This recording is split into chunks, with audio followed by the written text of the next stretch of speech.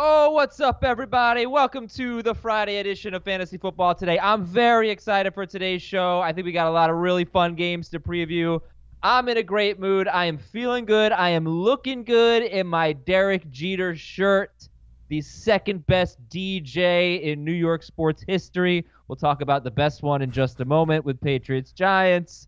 What's going on, Dave and Jamie? How we feeling this morning? Can you stand up like an old man again and show us your shirt? Yeah. Yep.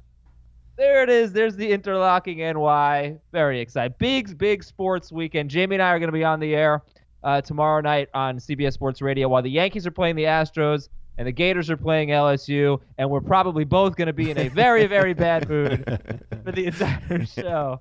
Pay attention, FCC. You might hear some curse words. Yeah. If the Yankees win, you feel like they're going to win the series? Yes, I do think that if they win tomorrow, yeah, I do. Yeah. If Florida beats LSU, I think they're almost a lock for the the playoffs. Assuming they win out. Because they're going to lose to Georgia, so it'll be one loss, but they'll have two wins against two top 10 teams. That would be interesting. Yeah, Auburn LSU. All right, let's talk fantasy football here. I was trying to find MVP. I couldn't find them anywhere on YouTube, but you know who the MVP is of fantasy football, right? Yeah, the Patriots defense. The Patriots DSD. Although I was surprised to see that they do not have the biggest margin of fantasy points between number 1 and number 2 at a position. They have 4 point. It depends on scoring, obviously, but if you just go to like CBS Sports' fantasy stats page, number 1 is New England. They're 4.4 points per game better than the 49ers. Christian McCaffrey actually has a bigger gap between him and Dalvin Cook. But, yeah, they had a huge game. What were your takeaways from yesterday's game? I actually wrote 2 scores in the notes. I knew this was going to be a slaughter, so I put a final score in before the game started. Patriots 30, Giants 13. And I wasn't that far off, 35-14 the final score. Dave, what were your takeaways from yesterday's game? The game went pretty much as we expected it to. The Patriots dominated on both sides of the ball. The defense was outstanding. The Giants made a couple of fortuitous plays that helped them out, and that's really about it. I think people are going to get impatient with Josh Gordon now because when he did play in the first half, he really wasn't that involved in the offense. He only had the one target, and then he got hurt in the second half, didn't play at all, and people are ready to cut him. They want to spike cut him, just chop him off their roster right now, find somebody else to put on their bench at least to replace him. I still think that if I can find Josh Gordon on the waiver wire in my league, I'm going to stash him and see what happens. I don't know if I'm going to start him if I'm picking him up off the waiver wire, but I still see potential in him, assuming that he's healthy, assuming that the knee issue isn't something that's going to keep him sidelined for a long period of time. Yeah, it's certainly frustrating. I can't imagine most 12-team leagues are larger are cutting him. It's probably 10-team leagues and smaller just because you have Don't be so sure, man. People are pissed. But that would just be stupid. I mean, yeah, well. I think it's, in a 10-team league, I can understand it. If you have, Terry McLaurin was available in a couple of 10-team leagues that I've seen. That's an easy thing that you can make a move on if you're so inclined. But look, this offense for New England doesn't look right. It just doesn't look like they're clicking on all cylinders. And you hear Tom Brady saying it after the game, and you can't watch the game and look and come away thinking this is the typical Patriots offense that we've seen time and time again. So Gordon getting hurt, not a good thing. He hasn't exactly been playing great. Philip Dorsett not being there, not a good sign either. He had certainly made some good moments and positive plays for this offense. The offensive line just does not look good right now. And we keep waiting for this Dante Scarnecchia magic to sort of kick in and click for them, and maybe it does by the end of the season. But right now, Tom Brady looks, whenever Brady looks uncomfortable in the pocket, Pete Prisco says it all the time. It's like he's seeing ghosts. It's like he feels pressure around him that's not there. Yep. And I saw that last night tremendously. Like, he gets just a little bit of pressure around him, and all of a sudden, like, he's getting happy feet. Thankfully, he still got the 2 rushing touchdowns and gave you some good production, but it just does not look like the same Patriots offense right now. I'm a little surprised at that take. It doesn't look great, and they have faced pretty easy teams for the most part. I'm willing to mostly throw out the Buffalo game, although I was surprised at just how bad they were. But it's the last 2 games. They just haven't looked good. Been good. Well, okay. I mean, that's fair. They haven't looked good in the first half. I think the wind, if you didn't watch the game last night, the wind was obviously having an effect. Brady's interception was weird. He missed Edelman so badly. He missed the throw up the sideline so badly. So the wind appeared to have an effect on Tom Brady. The conditions weren't great. But the bottom line is, I mean, he's got 21 or more fantasy points in 5 of 6 games. He's got 28 or more in 3 of 6. That's where fantasy and reality don't mesh, because you're not counting on Tom Brady to rush for 2 touchdowns to be a good quarterback. Threw for 334 yards. Yes, but he completed 75% of his passes. But it doesn't look the same way that you're used to seeing him perform. And so I'm thrilled that he got you to 20 plus fantasy points, and that's the saving grace, is that when you have good players or great players in his case, that you have expectations for them. My expectations for him were higher. So I think sounds like you want to sell. No, I don't think it's a sell situation, because again, this I think is the floor. So I still think there's a ceiling that's not there yet. Plus, they're still going to be a team that's going to be aggressive in making a move. So if they can steal an O.J. Howard from the Bucs, if they can steal A.J. Green from the Bengals, that would not shock me at all, that they go out and spend some draft capital to go get one of those players. Diggs. Well, I just don't think the Vikings seem inclined to move. It really depends if they pony up for him. Yeah, but maybe they will. And again, I think when Dorsett is back and if Gordon's right, and I still do have faith that Scarnecchia has turned offensive lines around before that haven't exactly looked good. So there's still, I think, a ceiling that Brady can get to. Plus, when they probably do play some tougher opponents, while it's not exactly a good thing, maybe the focus is different. Maybe the performance is different, just because he has to raise his game, and he typically does in those situations. So it's not a abandoned Tom Brady conversation. It's just more like you watch them, you just can't come away saying that they look like the same Patriots. Right. He did look uncomfortable. He seemed out of sync early on. I think the offense really started to kick into a better gear toward the second half, maybe toward the fourth quarter more than anything else, but didn't look perfect in the game. And it speaks to the personnel continuing to change, from Gronk's retirement to all the receivers they brought in, to Antonio Brown's situation, Dorsett being hurt, Gordon leaving the game. It's not all on Brady. I mean, by far it's not on Brady. So No. I think there's a ceiling that he can still get to, but at the same time, this is usually the point where they start to peak, and that's the hope that you're getting at this point forward, is that this is when the offense starts to click. The defense has carried them. He said as much. Well, we got to talk about the Patriots running backs. I don't think we really have to talk about the Giants, other than to say Heath is going to look really good in the Gardner Minshew mustache. Don't say it. Don't say it. Nothing is promised. Wait, let's just lay it out. It was PPR fantasy points. John Hilliman for Heath versus Jordan Howard for Dave. And Hilliman, he fumbled, so that he had 3 fantasy points in PPR, right? Yes. Or was it decimal scoring? So he had like 3.8, 3.5. So Dave's in God, good please shape. let it come down to a decimal point. Oh, no. Yeah. You know Please, how that these would be bets great. go, Adam. We don't do them very often, but when we do, they always end up being very, very close, way closer than people think that they are. Well, the Giants obviously were, depleted. Didn't have much of a chance. I do wonder if you think it's worth holding on to Daniel Jones with Arizona with Patrick Peterson. But Patrick Peterson's back. Arizona next week at home. And if he has all of his weapons, probably won't. But that's the if, right? We don't know what Evan Ingram's status is. When you hear sprained MCL, I don't think. But the fact that he practiced on a injury. limited basis is then he didn't practice. Like, he started to, and then he didn't. Oh, I thought he practiced on limited. No. He ended the week not practicing, and maybe that's just because they knew that they were going to shut him down for the short week. You got to wait and see. But yeah, they need him back. Sterling Shepard, we don't know when he's coming back because of the concussion, and Saquon, we think he's coming back, but that just might mean that they run a lot more.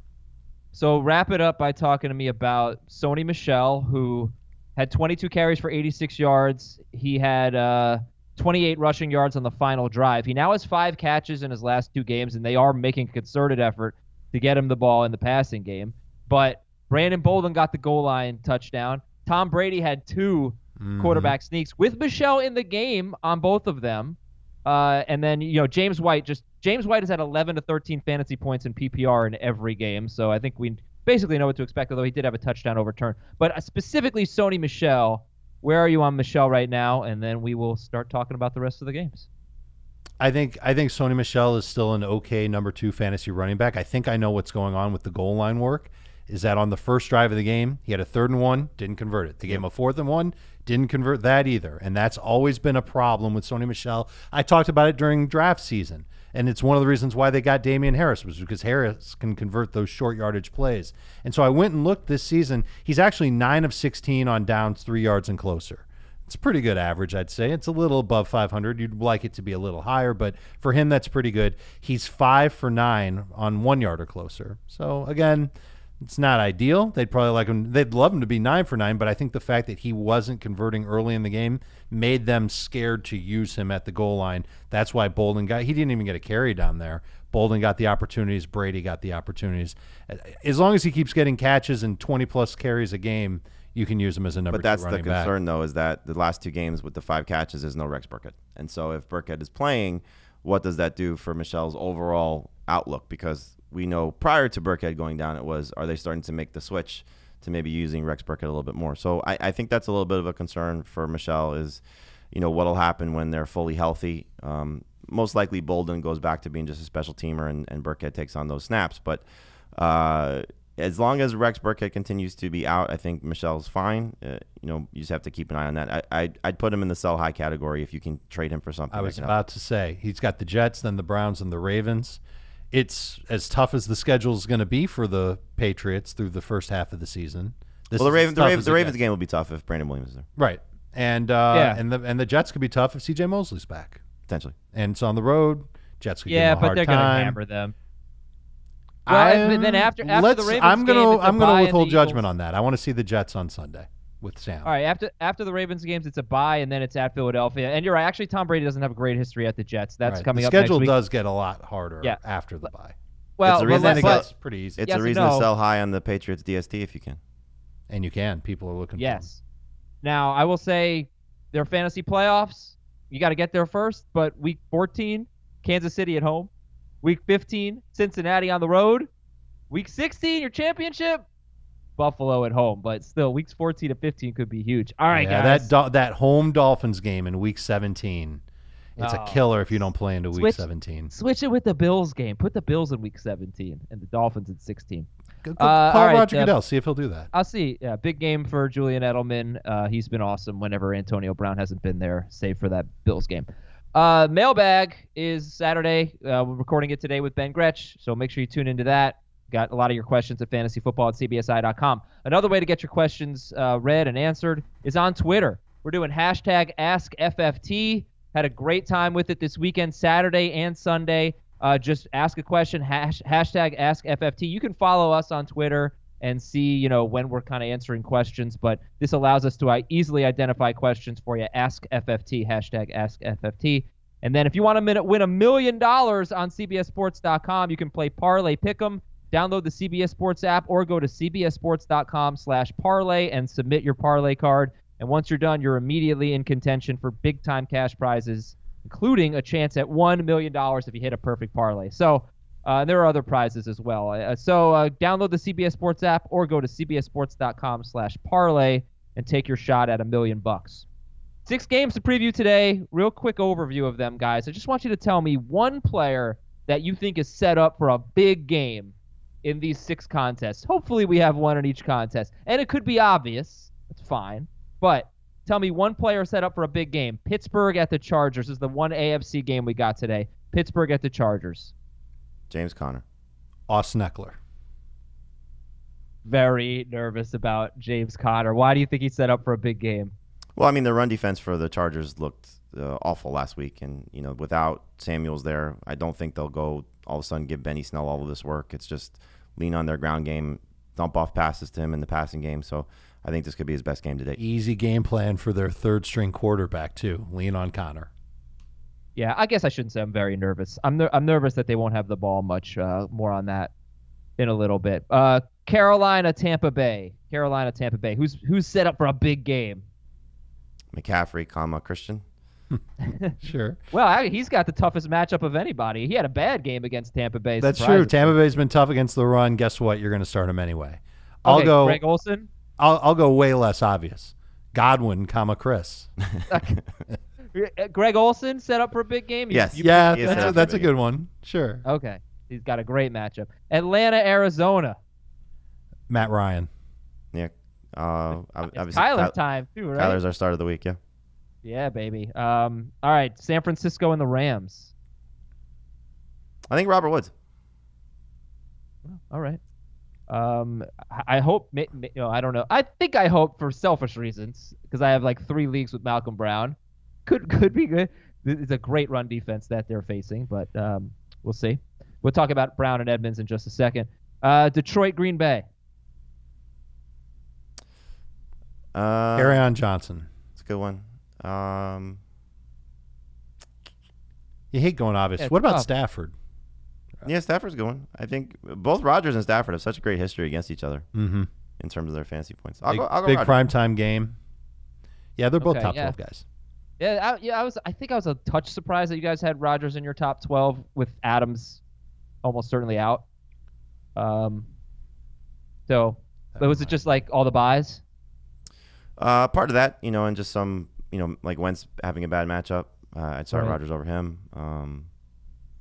Baker obviously stinks. Sure. Okay, and then Philadelphia, Minnesota. Is there anyone that's set up for a big game?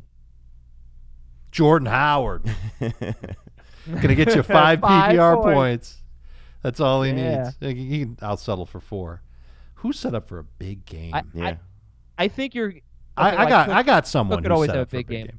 Yeah, go ahead. 2 guys, if you don't mind me taking 2. Adam Thielen and Stefon Diggs. Now, it's Yeah, up to you whether or not you've got the confidence to go with Diggs, but I think Minnesota will find the ground game tough to use with Cook against this defense, and the secondary is so beat up that they take chances with Thielen and Diggs downfield. Really what they're doing is taking chances with Cousins. Well, I think, we talked about this when the Bears played the Vikings a couple weeks ago. These teams that have great run defenses actually tend to see a lot of pass attempts.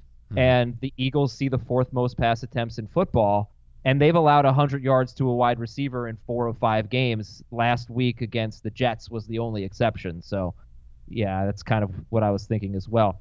So, I mean, that could be very relevant for your FanDuel team, right? And Yes. listen, you want to join it, right? Yeah, there you go. He's in my FanDuel lineup. Which one?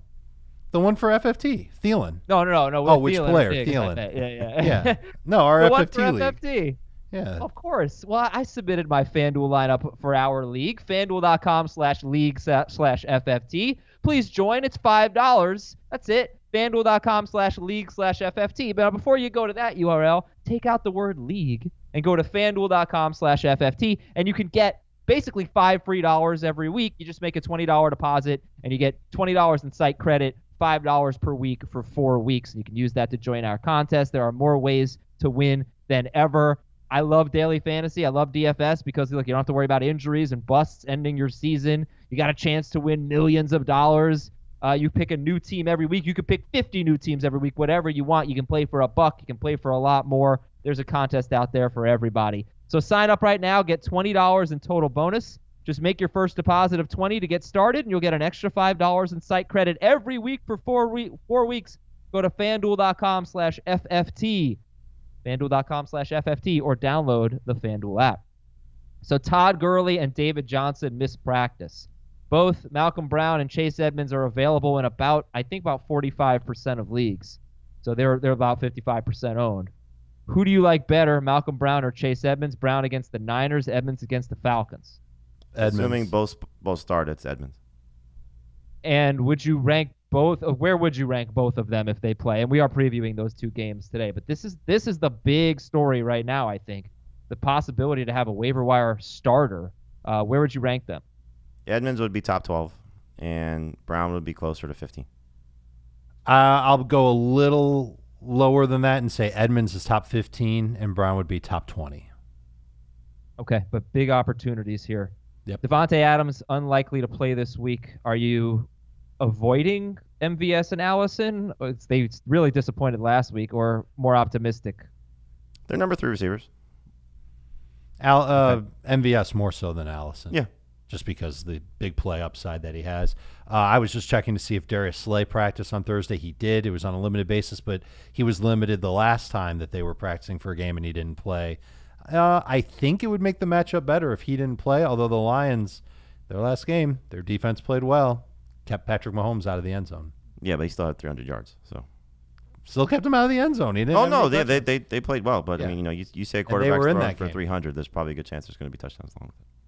Julio Jones limited in practice. We're ranking him. We expect him to play. Chris Carson limited with a shoulder injury. We expect Chris Carson, right? Yes. As of now. And Alvin Kamara, yes.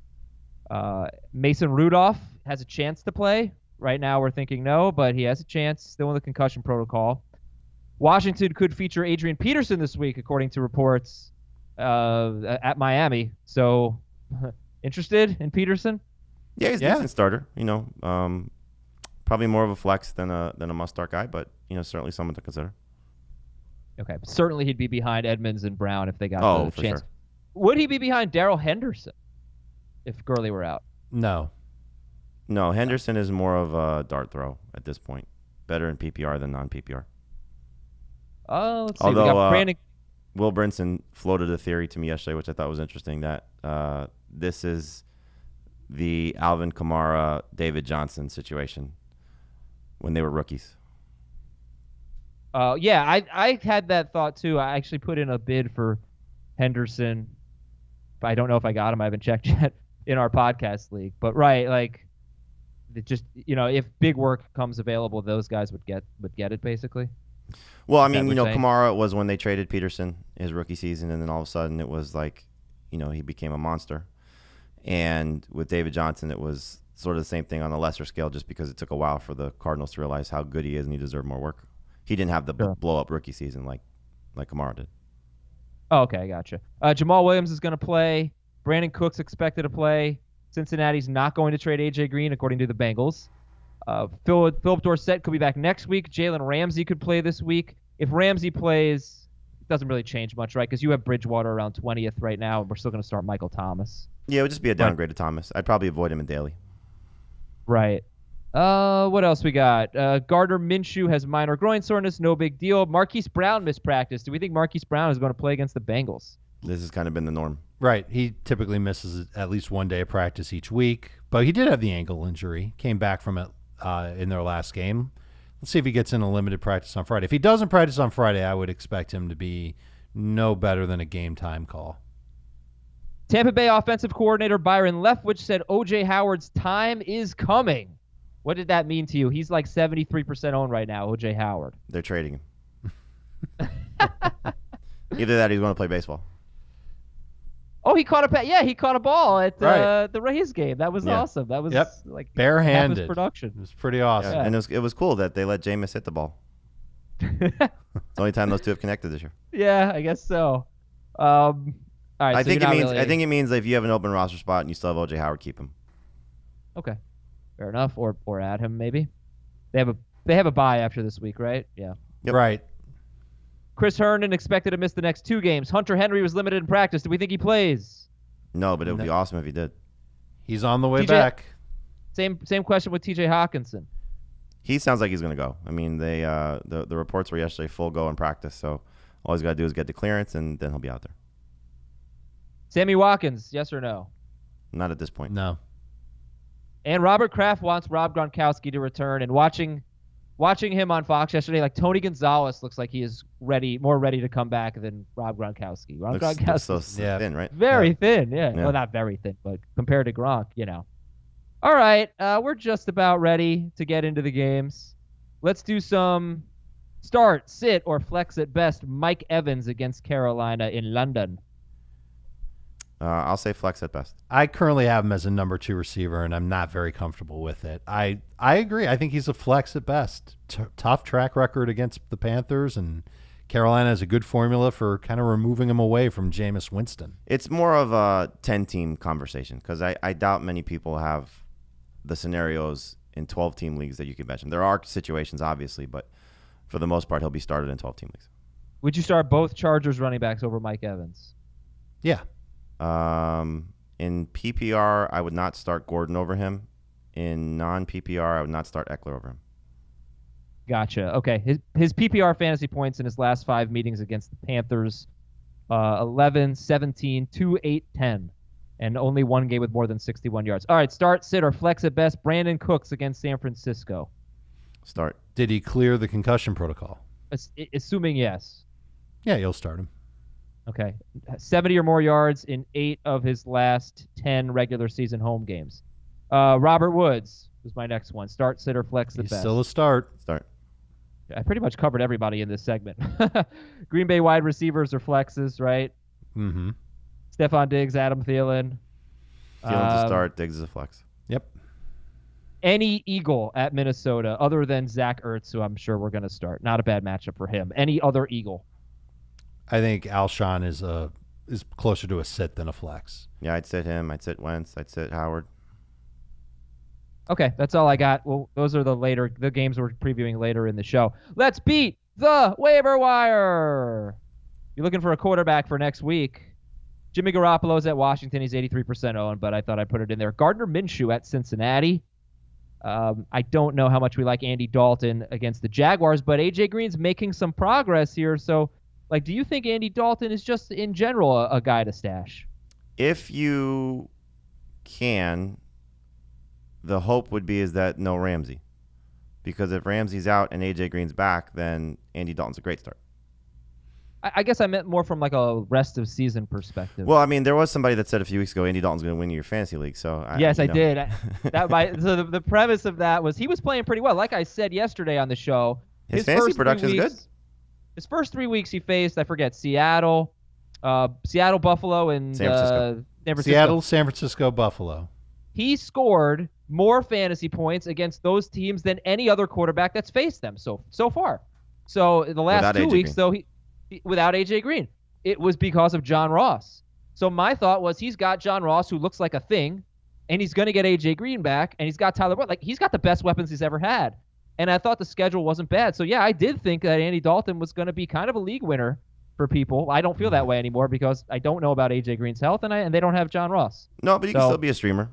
Yeah. Right. The Jaguar game is not exactly – the Jaguars game is not ideal. But, again, there's circumstances that could happen. If there's no Jalen Ramsey and he does get A.J. Green back, then I would say he is. All right, running backs to stash. I got Ito Smith and Jamal Williams. We've been talking about them. They could get bigger roles, particularly Ito Smith. Isn't it funny that there just hasn't been – this mad rush of injuries, thankfully, at that position.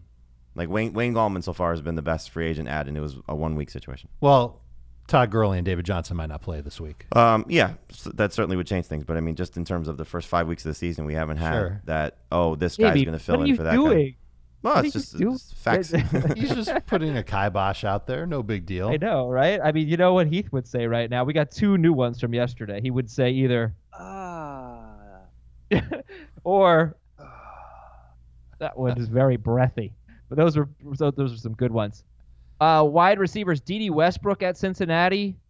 The Jets guys, I don't know, not next week against New England, but just in general. Cole Beasley against Miami. San Francisco guys at Washington. I'm kind of thinking more long-term here with the Jets and the Niners. But D.D. at Cincinnati could be good. And I mean, Gerald quarterbacks, Everett, what's Josh Allen's ownership at now? Because people probably dropped him. Oh, I didn't think about him. I don't know. Yeah, Miami at home, Philly at home. I'll get you Josh Allen's. But he's definitely going to be available. That's a good one. Josh Allen against Miami, yeah. Green Bay against Well, Oakland. it's only at 67. People are hanging on to Josh Allen? Wow. Green Bay against Oakland. San Francisco's DST at Washington. That's the one. If they're available, get them. They're one of the best defenses in football so far. I had one league where I had a roster spot to play with, and I figured, let me just carry 2 DSTs. I picked them up. To be honest with you, I've actually used this segment. It's helped me with quarterbacks and DSTs. Not as much with running backs and receivers. That's harder. But quarterbacks and DSTs, Absolutely. They're the most streamable. Take advantage of the guys that are available right now. So Minshew against the Bengals, 49ers against the Redskins, definitely 2 to target. All right, what do we got? I can't use the following teams. Giants, Bucks, Seahawks, Cardinals. That sucks. Atlanta, Houston. So do it. What do I have? I don't even know what's available. Do the Tank Bowl. I'm honestly not ready for this segment. All right, you know what? I'll tell you what. If you I'm not doing it right now. Do Miami and Washington. No. And all you gotta do is get 5 guys to be good. 5 guys? McLaurin. Well, I mean, if the 2 quarterbacks. And I'll tell you what, if you're bold enough to take that game, I say that we can reset all the teams you can. No.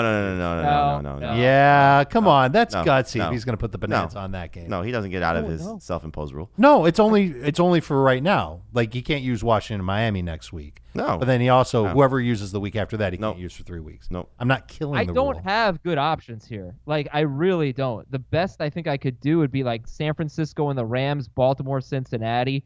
A lot of these games are off the board. I could do Pittsburgh and the Chargers, but no, I could. You could do Lions, Packers. All right, here we go. Let's start it over. Let's go with this week's bonanza. It should be Arizona, Atlanta, but that game's off the board. Let's go with San Francisco Rams. Yeah, dum. Okay. Which is assuming Todd Gurley's out, who's the best running back in this game? Malcolm Brown. Yeah. Oh, I agree with you. It'd be interesting to see if people start it that way. Yeah, I think this game's going to be all right. I think you're in trouble though with the 49ers side of things because you don't have any guaranteed guys outside of really Kittle. Yeah, he needs to be good. Garoppolo, I think, is going to end up with 22-ish fantasy points. I'll put him in the top 10. And and then it comes down to the running backs. Coleman, come on, Coleman, come through. All right, let's talk a little bit about SeatGeek real quick. You know, ticketing websites, sometimes they make it so difficult for the customers, but not SeatGeek. They really care about the customers. Customer satisfaction is so high on SeatGeek. The reviews are amazing, and I could tell you personally, it really is the best app. We've been sponsored by SeatGeek for a few years now. And I just started using it when they started sponsoring us, and I haven't stopped. And I tell people about it off the air, and I tell people about it on the air. I recommend it to everybody. And all my friends now and my family members, they already have the SeatGeek app. I say, oh, use SeatGeek. Adam, shut up. I already have SeatGeek. So, listen, you need to do it too. You can save $10 on your first purchase. Promo code is FFT for $10 off your first purchase on SeatGeek. They bring in millions of tickets from all over the place. So when you look at an event, you're not just getting it from one place. You're getting SeatGeek brings them in from other sources. So you're going to get great prices, and they're going to show you where the great values are. And every purchase is fully guaranteed. So, again, download the SeatGeek app. Use the promo code FFT. Get $10 off your first purchase. That is promo code FFT for $10 off your first SeatGeek purchase. Pittsburgh at the Chargers. Stat of the game. Chargers are third in the NFL in time of possession. Pittsburgh is 31st. And I think I mentioned this yesterday, but they have faced teams that rank. Steelers have faced 1, 2, 4, and 7 in time of possession so far. And they have been pretty bad in terms of total yardage in all 4 of those games. Now they're facing the team that's third in time of possession. Do you have a breakdown of the Chargers' time of possession by game? I was just thinking that because I'm wondering if it was completely inflated by the Dolphins. Right. Team. Because I can't imagine that they had the ball very much last week. Right. Baltimore and New England also played the Dolphins this year. And San Francisco played Cleveland. They dominated. But I think Pittsburgh, legitimately, you look at them right now. If they have their third string quarterback going, they have one of the worst offenses in football, right? In theory, yes. I mean, it's a situation of, the offensive line has not played well, and they're still. I like Deontay Johnson, but I think you're talking about him as not exactly the most ideal second receiver. Vance McDonald has been in and out of the lineup because of the shoulder injury. So it's like a lack of weapons and a lack of, strong quarterback play is going to lend itself to this team not playing at the level that anybody expected, but even, from a respectable standpoint, given what the majority of the league is. All right, so I think we'll start with the Steelers then. And as I look at the time of possession, I think it was mostly that Dolphins game, which is really crazy that one game, 37 minutes, and last week against the Broncos. Yeah, no, it was the Dolphins game. So, you know what? Thank you for bringing that up. New stat of the game. Time of possession is deceiving. Okay, let's talk about the Steelers, right? James Conner or Melvin Gordon. Who's the best running back in this game? That's a good place to start. Eckler and PPR. Conner and everything else. Eckler and PPR, Conner. You like Conner better than Gordon? Yes. Yep. This is a guy who has not had more than 65 rushing yards in 10 straight games.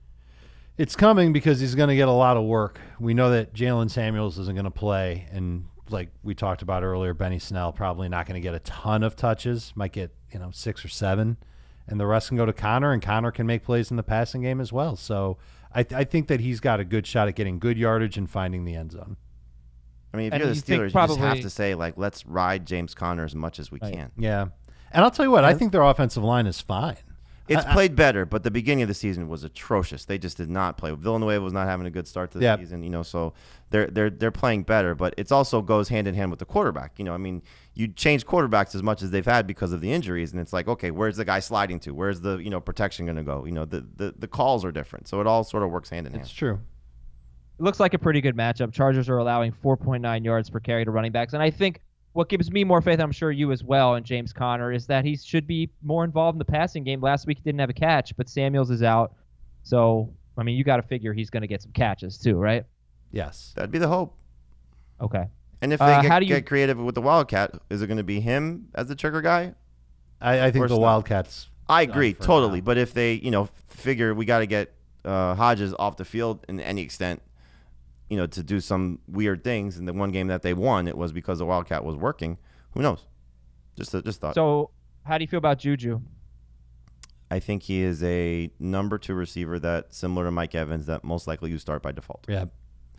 Well, who do you like better, Evans or Juju? I like Juju better. I think I have Evans ranked higher, and I don't think I feel that way genuinely. In my heart, Adam, I think Juju has the chance at a better game, particularly in PPR.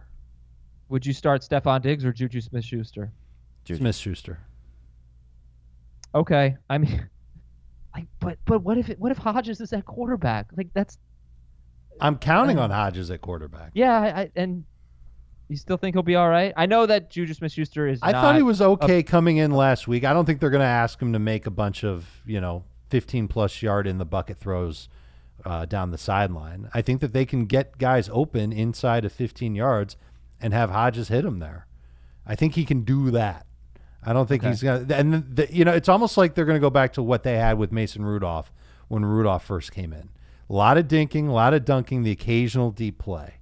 I think that's what you're going to see. Yeah, it's just a matter of how much they trust Hodges. It could be a situation where we had Evan Washburn on the show with us, the NFL sideline reporter for CBS, and he spent some time with Pittsburgh in training camp.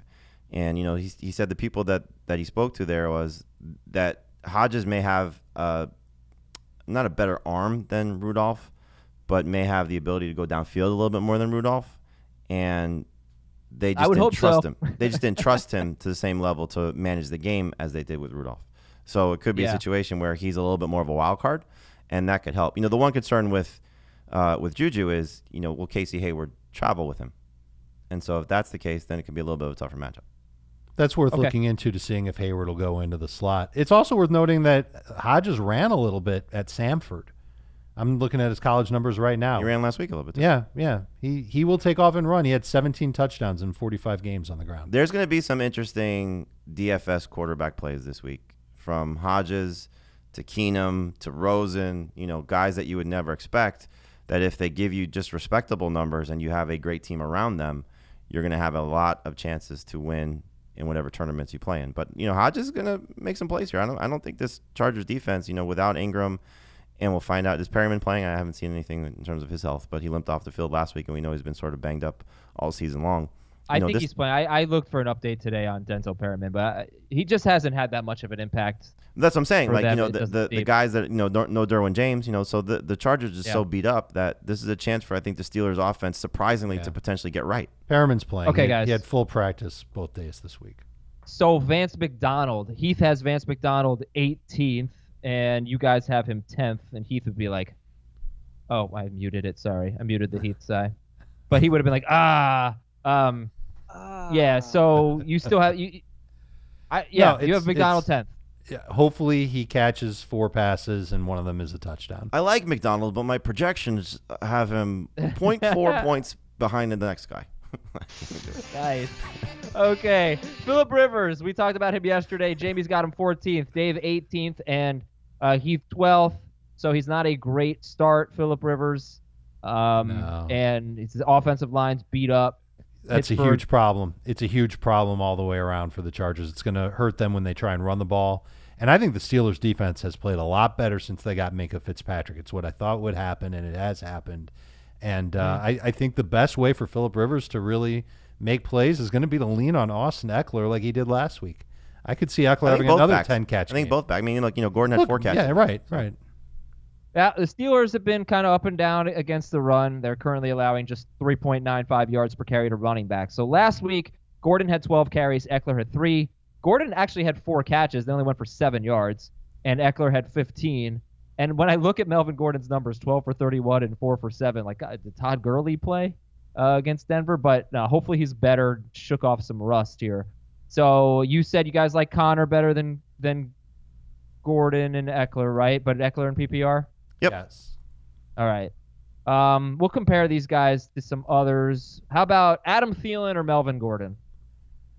Thielen in PPR for sure, and I think I'll take Thielen in non-PPR as well. Yeah. The thing about Thielen in PPR is that like Thielen doesn't really catch that many passes, and Gordon did have 4 catches last week. But it's also the matchup, and hoping that the game that we saw last week, where they clicked a little bit in terms of Cousins and Thielen, carries over to the matchup. They were close 2 weeks ago. They clicked last week. They're going to need to click this week. How about Juju versus the Chargers running backs? I'll take the Chargers running backs. I will too. Do we like or love Keenan Allen this week? Love. It's love by default. Like he's still a top 12 receiver, but I don't think he's a top 5 guy, and I don't think he's a good daily play. You're not going to put him in your captain spot. You shouldn't even have him in your showdown lineup. I think the thing about him is that you're going to get Rivers going back to being Rivers again. Last week was so weird that he typically does not shy away from challenging matchups, and he went away from Chris Harris and that secondary. Did he have time? But Keenan Allen doesn't run those type of routes that you have to worry about timing. He's all over the field. So it's typically they don't necessarily worry about that. It was a very anti-Rivers to Keenan Allen game. Like he's not the type of quarterback that shies away from challenging corners. It's been a couple of weeks for Keenan, right? Yeah, he's had 2 bad games in a row. Mm-hmm. All right, moving on to Mike Williams. 82% owned, starter sit Mike Williams. Yeah, he's had 4 bad games in a row. Sit. You sit him. Well, he had 74 yards. He had 6 for 74 last week, but I think we still need to see more. I made this more. comment yesterday on the video show that we were hopeful that Williams would get more catches and more yards to sort of support the touchdowns, and he hasn't scored yet this season, but he's coming off a game where he's got a career high in targets and catches. So it's and we're downgrading him.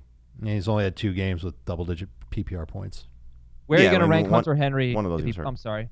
Where are you going to rank Hunter Henry if he plays 55% owned? Top 12. Yeah, by default, guarantee. Would you rank him ahead of Vance McDonald? Yes. Yep. Ahead of Delaney Walker. He'd be right behind the Disley, Mark Andrews, cutoff of the 7-8 guy, depending on what format you're looking at. Cool. All right, so our next game is Carolina at Tampa Bay. What we're going to do now is we're going to move over to our audio room from the video studio. All of you watching at youtube.com/fantasyfootball today, you know what you'll see. You won't see our pretty faces anymore, but you will get the rest of the show. We'll be right back to get to the next 5 games. Going over to London for Carolina at Tampa Bay. The Bucs have allowed multiple wide receivers to score 8 or more fantasy points in non-PPR. That's a pretty good game. In the same game, 4 straight weeks, including Samuel and Moore, when Cam Newton threw, I think, 53 passes back in week 2. This is the first rematch of the season, by the way. So are both Carolina wide receivers in play this week? I like Moore better than Samuel. He's been more efficient over the last 3 weeks.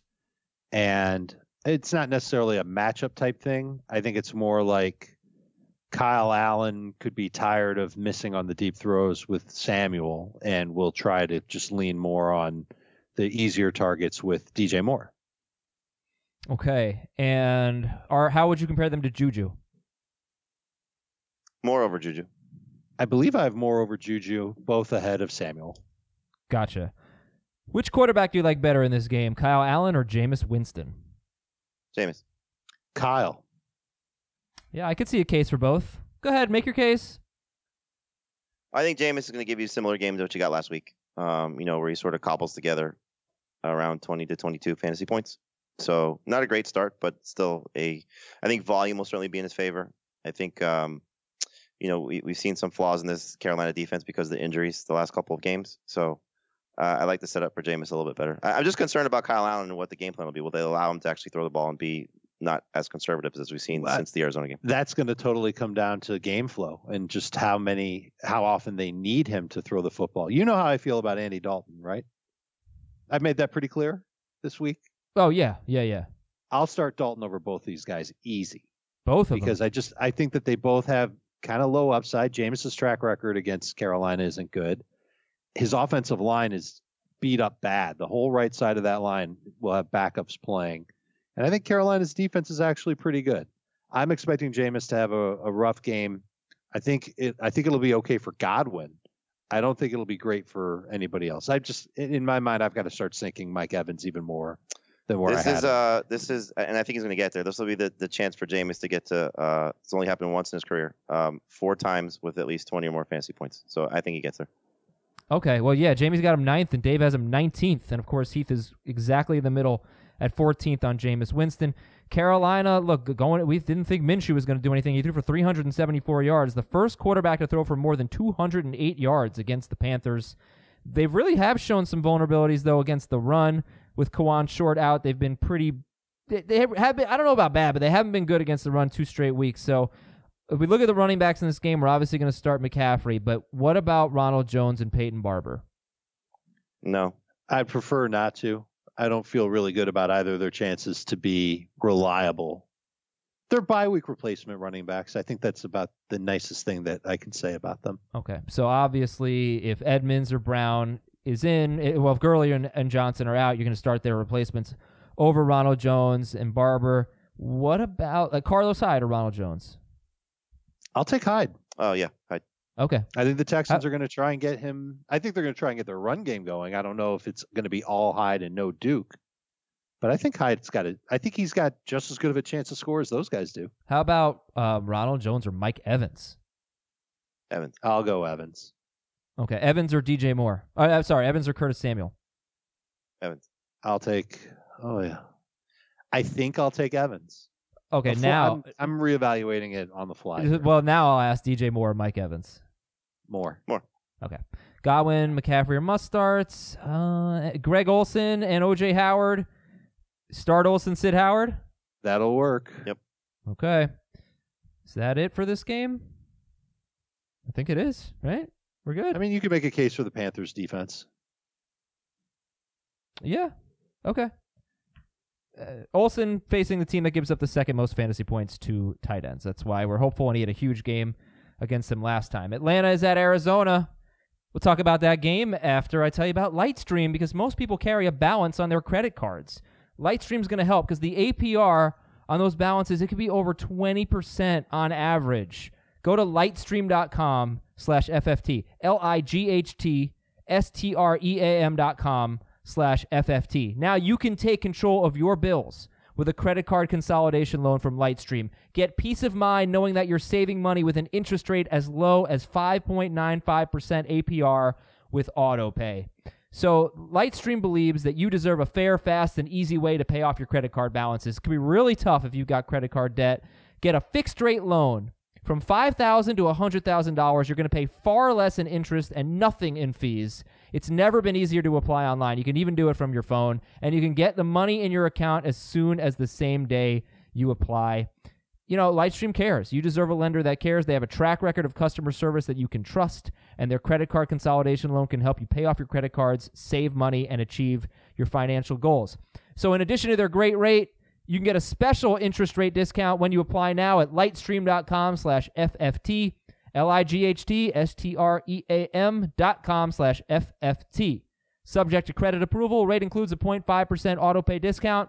Terms and conditions apply, and offers are subject to change without notice. Visit lightstream.com/FFT for more information. Excited for some points in this game. Matt Ryan and Kyler Murray are both going to be awesome, right? Yes, they should be. Okay, Kyler, who would you start him over? I would start him over Tom Brady. I would start him over the quarterbacks in the Packers and Lions game, the quarterbacks in the 49ers Rams game. I would start him over Wentz. I'm going to start Russ over Kyler Murray. The one I'm actually debating is Kyler Murray versus Dak. Oh, Murray's the top 4 quarterback for me this week. I think that's very aggressive. And Ryan is number 5. It makes sense. I mean, he's running more. He was QB7 last week with 25 fantasy points and 6 point per passing touchdown leagues. And well, he would have to throw in a touchdown then. What's that? He didn't throw one last week. And he still was QB7. Yep. Yeah. He's had 3 straight games with at least 6 fantasy points with just his rushing totals. Yeah. I mean, think about this. In their last 3 games, Atlanta has allowed passer ratings of 118.1 or better to Jacoby Brissett, Marcus Mariota, and Deshaun Watson. So it's set what up they've beautifully. really done is not covered receivers. Yes, they've done great at that. That's really the problem. And so, well, you know what, Dave? The receivers are the tricky part. I'm sorry to interrupt, but let's get into that because all of the receivers in this game, except for Julio, are going to be kind of head scratchers for fantasy owners. What do you think? Right, but they're all going to carry plenty of upside. But are they really head? I mean, look, Fitzgerald's a must-start guy. Well, Fitzgerald's had 3 bad games in a row. I think he scored in one of them. And now he's playing this defense, so he's a must-start guy. But he doesn't have the breakaway speed. He's going to need volume. I agree. I think he's a good number 2 receiver. Sportsline has Fitzgerald as their 3rd-ranked receiver this week. Okay, he wasn't good last week against Cincinnati, so it's just. Right. Is Christian Kirk going to play? Just keep in mind, this is the same defense that gave up 3 combined touchdowns to Corey Davis and A.J. Brown. I know. Right. I know. Well, right, but at least those guys have some speed to them. Look, I'm not going to sit here and say that Larry Fitzgerald's going to have a bad game. 2 days in a row, you're knocking the Hall of Fame. What can I say? Yesterday on the show, Dave said, and I know the point he was making, but I made fun of him a little bit. He said, the key for Larry Fitzgerald could be if Demir Byrd and Christian Kirk play. It's true. I've been waiting to talk about them for the last 30 seconds, and I think they're the key. Those are the key to Kyler Murray as well. I said when Larry Fitzgerald goes in the Hall of Fame, he's going to remember Week 6 of the 2019 season when Demir Byrd and Christian Kirk played and made his career. Well, he needs them to be good, or what? I think if they're on the field, it makes it harder for the Falcons to key in on him. Okay. They're going to have to play a different type of defense. It's a lot different when it's Trent Sherfield and Keyshawn Johnson. So rank the wide receivers in this game. Julio, Larry, Ridley. No, everybody first name basis. Calvin. Okay. And then if Christian plays, Christian would be next. If Demir plays, Muhammad. Muhammad would be up there, especially in PPR. Muhammad might go ahead of Christian, and Demir would bring up the rear. That kind of rhymed. All right, so again, that was Julio, Fitzgerald, Ridley, Sanu, Kirk, Bird. I mean, I guess Keyshawn Johnson is a sleeper if Kirk and Bird don't play, but he had 10 targets against Denver, and he had 46 yards. He had 7 targets against the Bengals, and he had 22 yards. But he's only 4% owned. You know what we're talking about here, deep leagues. How much faith do you have in Calvin Ridley this week? It's another favorable layout for him. Yeah. It's going to be the same layout every week. We're going to say the same thing. The Falcons can't run the football. They're going to have to throw. Matt Ryan knows that Julio is going to see coverage tilted his way, so Ridley should have opportunities to make some plays. His touchdown last week was actually a pretty heady play. It looked like the play broke down. Ryan rolled out of the pocket. Ridley was smart enough to run toward the end zone. The cornerback on him didn't realize it, so he was wide open, and Ryan hit him for the touchdown. Austin Hooper's in my FanDuel lineup. He's top 3 in non-PPR. He's top 4 in PPR. He's got the best matchup there can be. I mean, I hate to say this, but it's unlikely that Julio Jones, Mohamed Sanu, Calvin Ridley, and Austin Hooper are all good.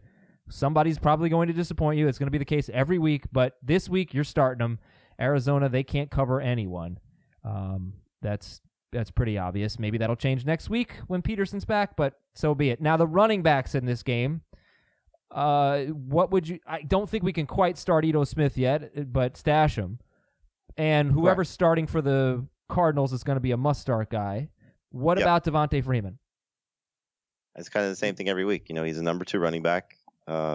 He's getting it done catching the ball. Right. He's getting it done catching the football. Which is good on Dirk Cutter and the Falcons for using him that way because they know he can't run very well between the tackles. Devonta Freeman. Or win the edge. He's slow to the edge. Devonta Freeman or Larry Fitzgerald.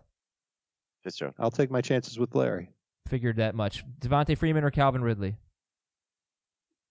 Freeman. I will take Freeman. San Fran at the Rams. Stat of the game. No running back has scored a touchdown against the Rams this season. Oh, no, against the Niners, pardon me. No running back has scored a touchdown against the Niners. Will that streak end this week? Yes. I'm not so sure it will. By the way, Golden Tate was the first player to catch a touchdown against the Patriots, so that streak ended. Jimmy Garoppolo, you guys have outside the top 12, but inside the top 17, so we'll call him an okay streamer. It's interesting, guys. The Rams have allowed 4 touchdown passes and 37 fantasy points to 2 straight quarterbacks, Winston and Wilson. And I guess the question is, which Rams defense is going to show up? The one that was so good for 10 straight games or the one that's been so bad 2 straight games? I think it could hinge on Aqib Talib's health. If he ends up not playing, that would obviously help Jimmy Garoppolo. And then another factor that I think might end up helping Garoppolo in terms of volume is the fact that his offensive line is so beat up. Kyle Shanahan's clever. I don't think he's going to try and run the ball 35 times, unless it works out for him. But at least early on, I think he's going to try and get the passing game going. A lot of quick throws, both to the running backs and to his group of after-catch receivers that he has. The one thing I could is see volume going for Garoppolo. The thing that is sort of negated for the 49ers a little bit is while their tackles are out, the edge rushers for the Rams is their weakness because, Dante Fowler is okay. But no Matthews for the Rams. The edge rushers are just not the key to this defense. And so if they're going to try and, sort of compensate for the tackles not being there, it's maybe, try and run up the gut, which is, you got to just move Aaron Donald out of the way, which is easier said than done. But that's really the key to that run defense. And so they're not the biggest group on that side of the ball.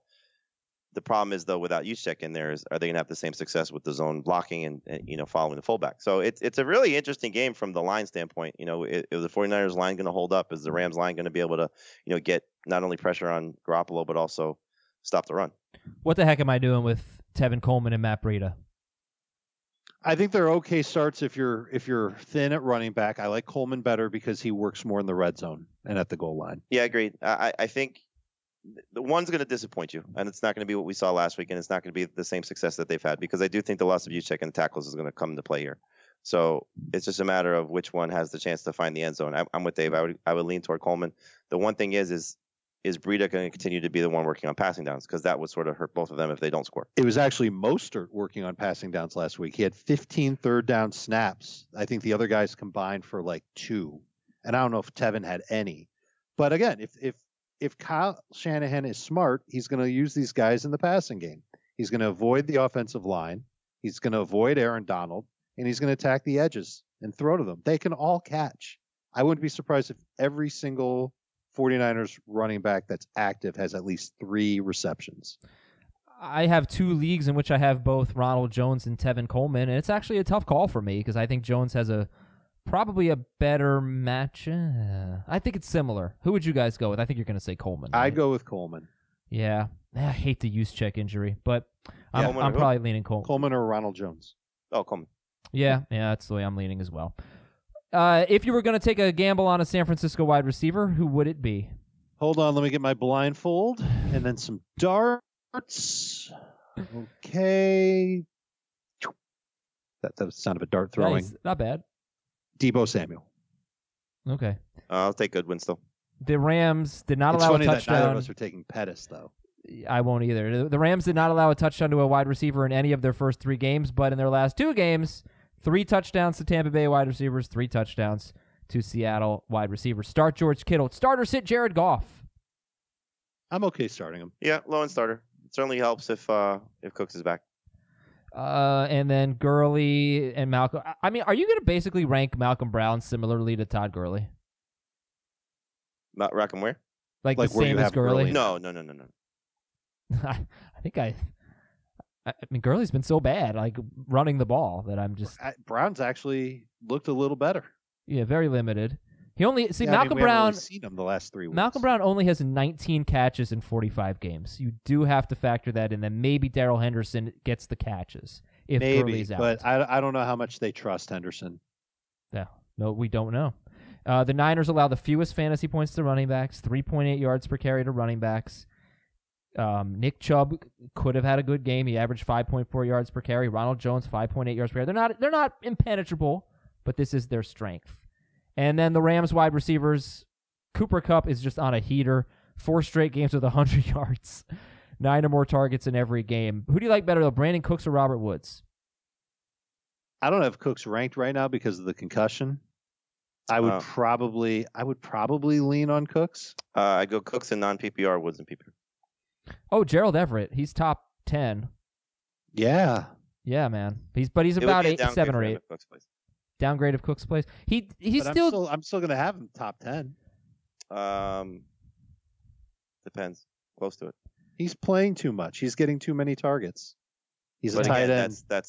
There just aren't a lot of those guys. It's the targets are misleading because the volume's been so up.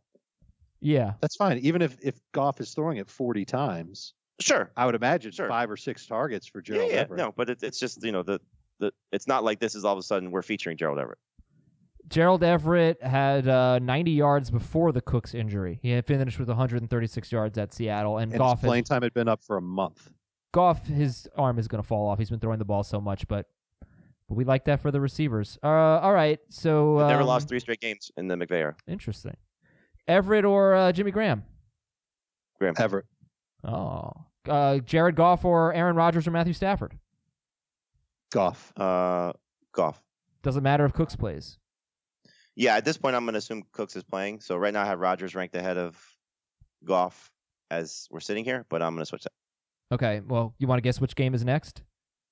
Packers. Yeah, Detroit at Green Bay, Monday night. Stat of the game, the Lions allow the 4th most fantasy points to running backs, but it's mostly because they've given up a lot of receiving yards to running backs. They're still okay on the ground. What do you think about Aaron Jones coming off a 4-touchdown performance? Now Jamal Williams comes back. He got a lot of work in the passing game the last 2 games without Jamal Williams there.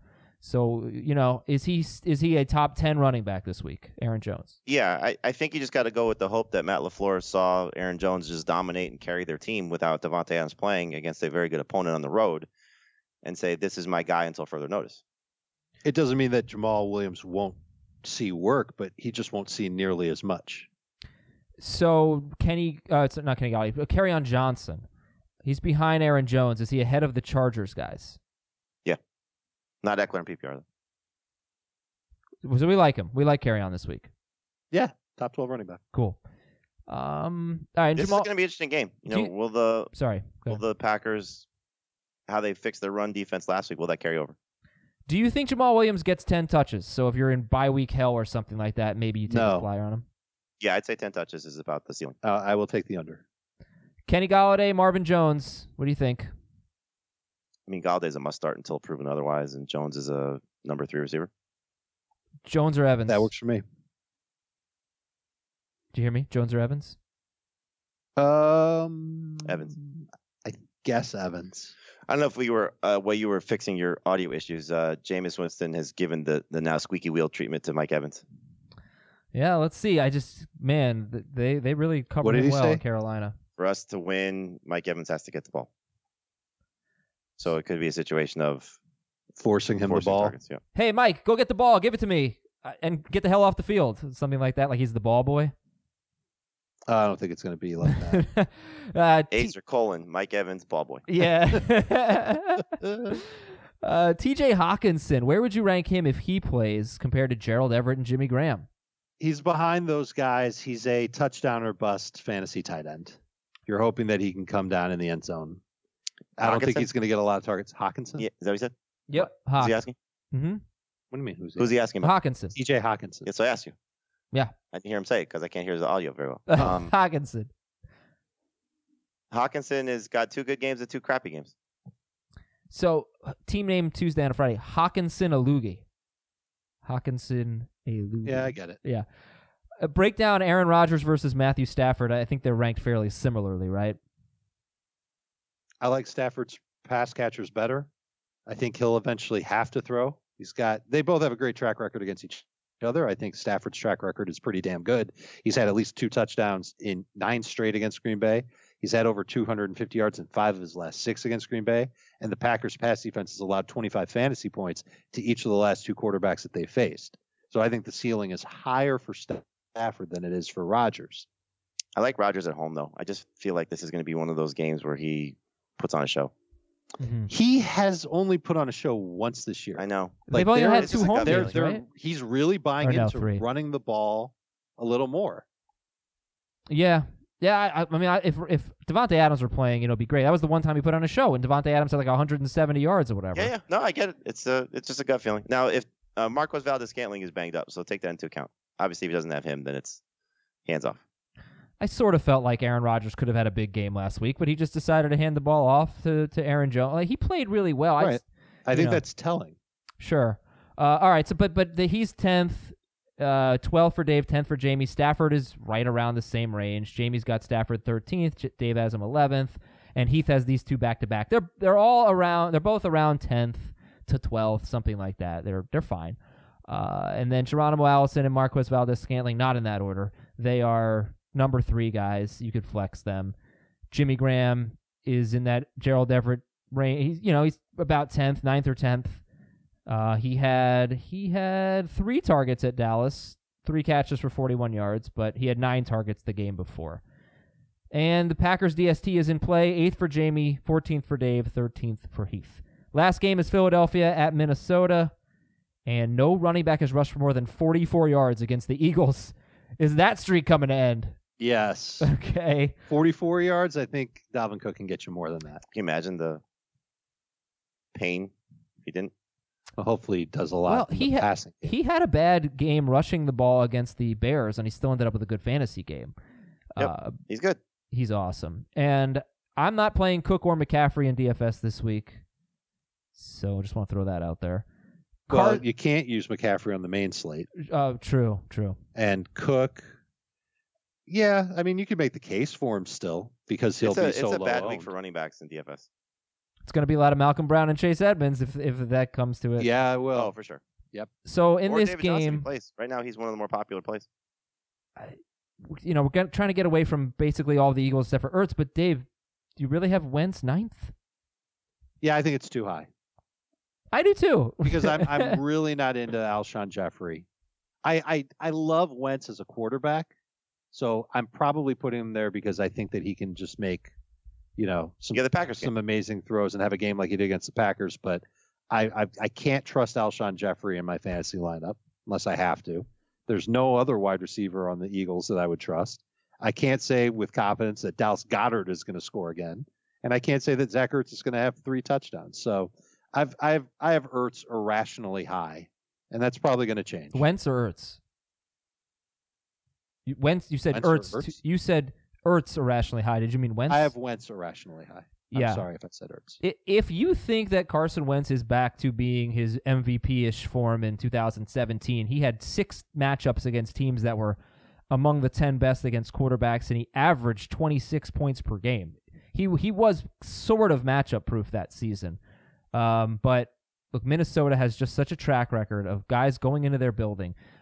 Going into this year, 2 quarterbacks in the last 17 scored 20 or more fantasy points at Minnesota. It's just that included the odds are game. against Wentz. Yeah. All right. Moving on then. Cousins. Any interest in him against an Eagles pass defense that's not nearly as good as their run defense? This is typically a spot where he wilts, though. Yep, it's a good team that he's playing. Yeah. You might try him if you like to set a lot of DFS tournament lineups. Like if you want to do the big contest on FanDuel and you want to set a bunch of lineups, you could sprinkle him in a little bit. Okay. Yeah, I could see that. And Phelan and Diggs, we mentioned them. Thielen's a start. Diggs is a flex.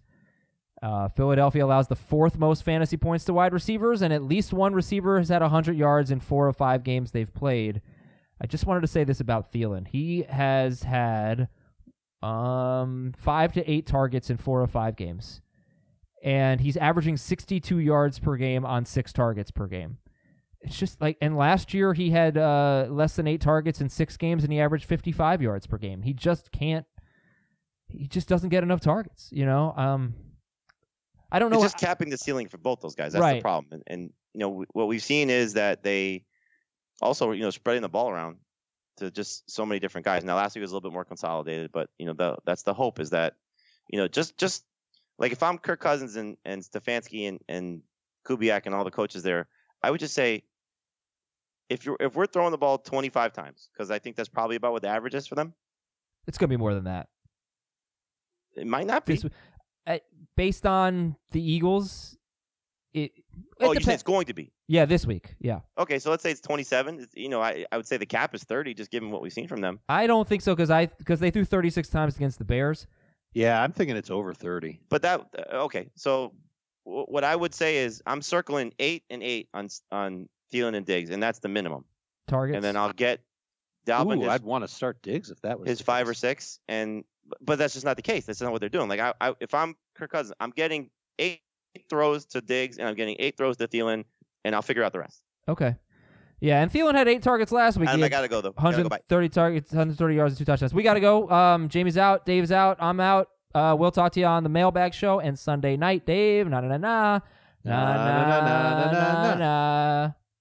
Adam, if you want to keep going, I'm here. Nah, we're good, man. That's our last game. I will just say that Minnesota's DST is top 10 and Philadelphia's is top 13. Bye. Bye.